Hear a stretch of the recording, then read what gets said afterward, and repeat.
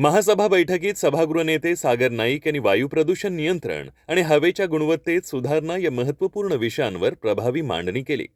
त्यांच्या ठरावाचं अभिनंदन करत भाजपचे ज्येष्ठ नगरसेवक रवींद्र इथापे यांनी शहरातील वाढत्या प्रदूषणाच्या पार्श्वभूमीवर तातडीने ठोस उपाययोजना राबवण्याची गरज अधोरेखित केली आहे.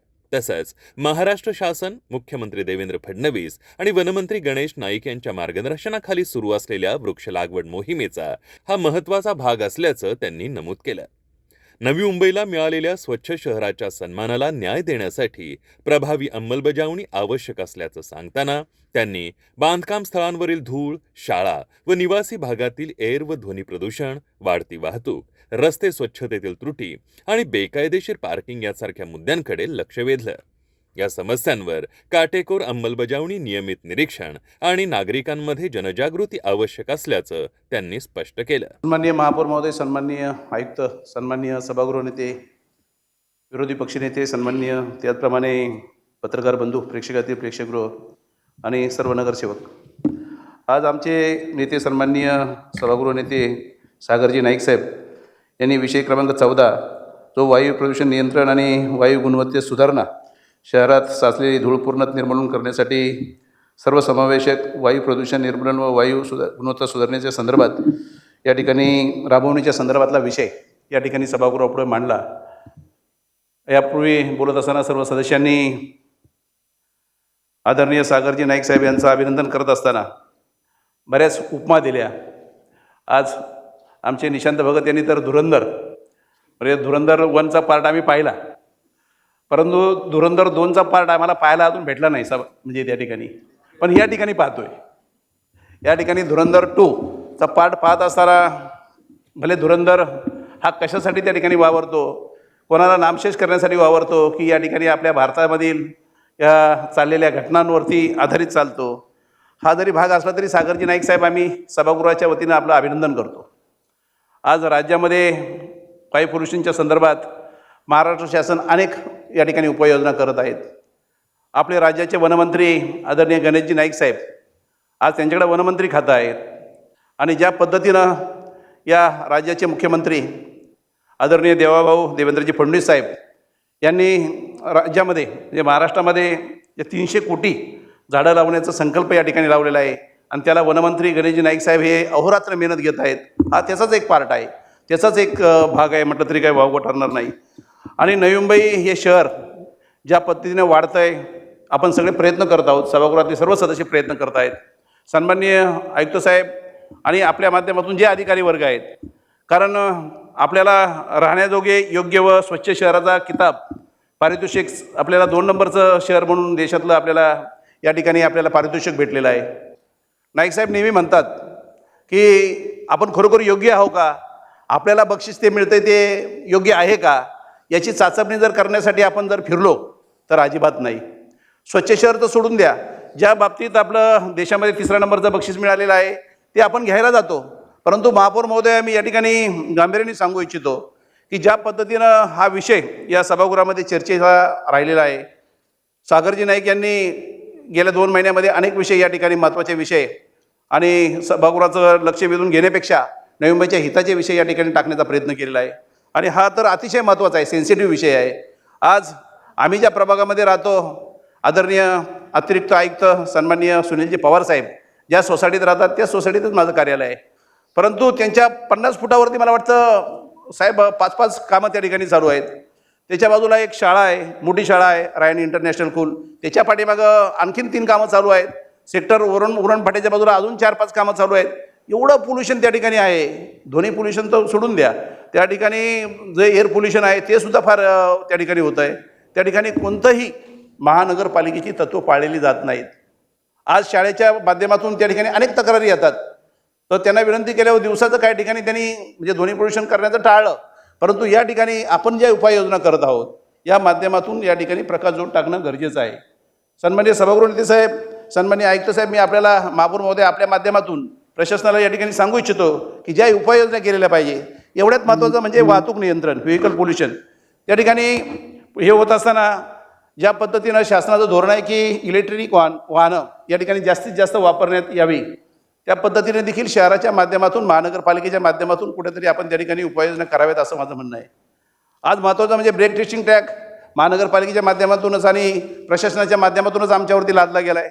आम्ही हायकोर्टामध्ये आहे. हायकोर्टामध्ये गेल्यावरती सुद्धा जे ॲफिडेव्हिट द्यायचं असतं ते सुद्धा सभागृह नेते साहेब आमच्या विरोधातच दिलं गेलं.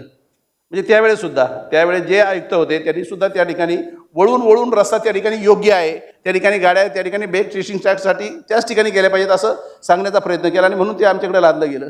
आज RTO सुद्धा आमच्याकडेच आहे. आज ब्रेक टेस्टिंग ट्रॅकसुद्धा BTT त्याला म्हणतो ते आमच्याकडेच आहे आणि त्याचा त्रास हजारो वाहनं येतात, हजारोच्या पेक्षा जास्त वाहनं टेस्टिंग ट्रॅकसाठी येतात आणि ते सुद्धा पोल्युशनच्या माध्यमातून महत्त्वाचंच आहे.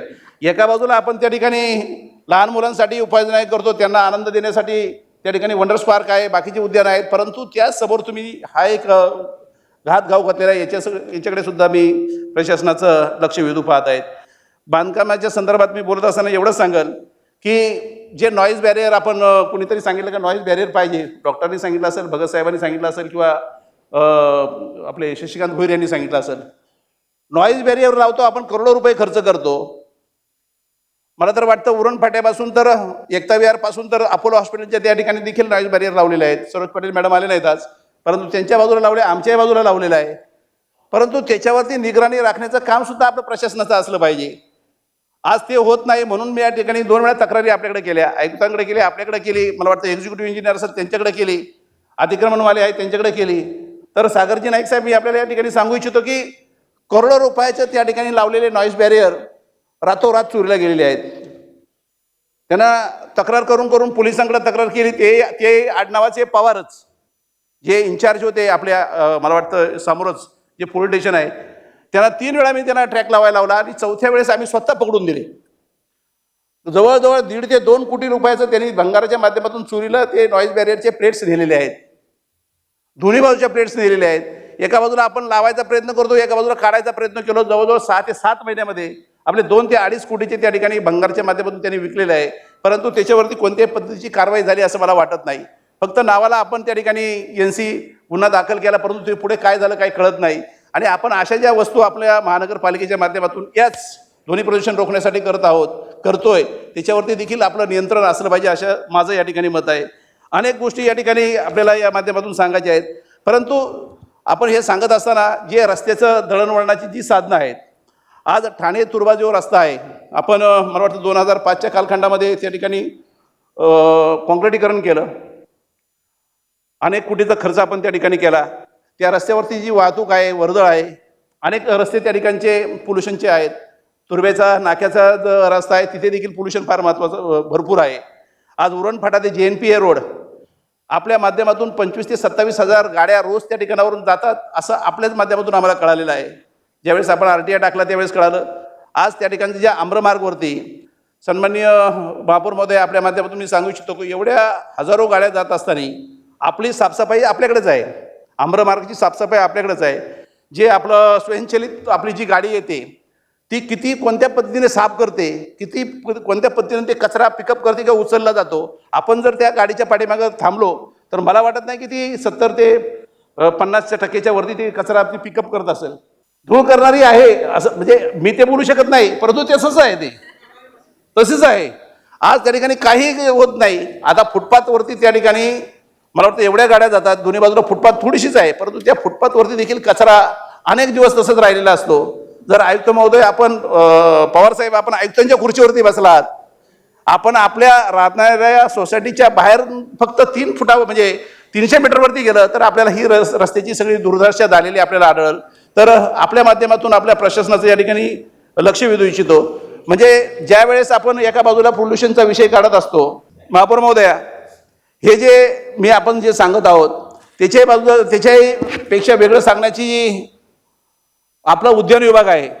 उद्यान विभागाच्या माध्यमातून जे रोड डिवायडरच्या मधोमध झाडं लावण्याचा जो संकल्प आहे, आपण दरवर्षी हजारो झाडं लावतो, वेगवेगळे आपण कार्यक्रम घेत असतो. त्या ठिकाणी वृक्षारोपणाचे कार्यक्रम घेत असतो. 5 जूनपासून आपण सुरुवात करतो. हजारो झाडं लावत असताना आपण काही सोसायट्यांना देतो, काही रोड डिवायडरमध्ये लावतो, काही ठिकाणी जागा आहे त्या ठिकाणी लावतो. परंतु त्याच्यावरचं नियंत्रण किंवा ते संगोपन करण्याचं जे काम आहे मला वाटत नाही की ते आपल्या माध्यमातून परिपूर्ण होत असेल. कारण हजारो झाडं लावतो तर कमीत कमी त्याच्यामध्ये 600-700 झाडं तरी त्या ठिकाणी जगली पाहिजेत. परंतु मला वाटत नाही की त्याच्यावर देखील नियंत्रण आहे. आणि आपल्याला हेवा वाटण्यासारखे 2 डोंगर आपल्याकडे आहे. आमच्याकडे पारसी किल्ला आहे आणि पारसी डोंगर आहे. पारसी किल्ल्यावरती आणखी अनेक NGO असतात. अनेक NGOच्या माध्यमातून त्या ठिकाणी झाडं लावण्याचा प्रयत्न करत असतो किंवा प्रयत्न होतात. परंतु महानगरपालिकेच्या माध्यमातून त्या ठिकाणी अनेक प्रकारे सांगून सुद्धा दुर्लक्ष होत असतं, हे देखील मी या ठिकाणी सांगू इच्छितो. आज पार्किंगच्या संदर्भात पार्किंगच्या माध्यमातून आपण ज्या उपाययोजना करायला पाहिजेत, ज्या पोल्युशनचाच एक पार्ट आहे, त्याच्या संदर्भात सुद्धा मी या ठिकाणी आपल्या सभागृहाचं लक्ष वेधू इच्छितो. LIG असेल, MIG असेल किंवा HIG असेल.